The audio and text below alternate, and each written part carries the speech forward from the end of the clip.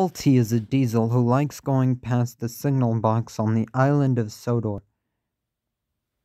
And he likes going past the house, the church, and the building with the trees. Salty thinks there's no other better place to be. But one day, Sir Topham Hatt got on to Salty. "Salty, you are late again. I'm sorry, sir. I had to go past the house next to the tree with the church and the other building. It doesn't matter, Salty. You need to be on time. If you're not on time, I am going to have to fire you." "No, please, sir. I'll be here on time." "I'm sorry, Salty. You take up way too much time doing other things.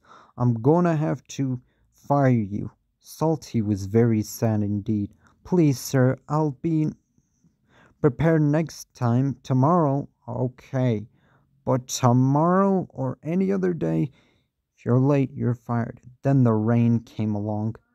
On the island of Sodor, there was the house, the building, the egg shop, and the church with the clock tower and the other trees, and the train bridge.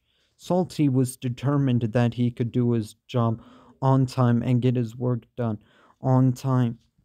Without any fuss, he did it. Then at last, Salty was gonna go past. Then the next morning, Salty was determined that he could do his job and work on time, without confusion and delay. Then Salty bumped the crate. "I can bump you than those other freight cars," said Salty. But the grass kept holding on his pipes. "Go, let go of me, grass."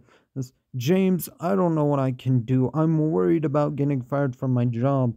"Well, don't be Salty. You just have to keep trying." No, James. I don't think you would really understand if this worked." "Don't say that." "I'm sorry, James. I just don't want to be late again." "Well, you just have to keep trying, Salty." So Salty knew what James said, and Salty went past again. It's so foggy. Rain keeps coming, and I don't know what to do." Salty was being disappointed. Then the next morning, Salty had to bump the trucks.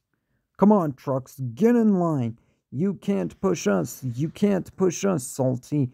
"Oh, you trucks need to go." So Salty was going to push those trucks one by one. Oh, if there was a crane to help me.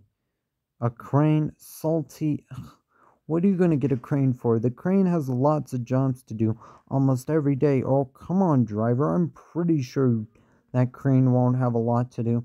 But Salty's driver was like, "I'm pretty sure he does work all the time. Let's just see." Then Salty was gonna go meet the crane. "Where is the crane?" "I don't know. He's probably asleep or trying to rest." "Crane? A person inside crane?" "Yes, Salty."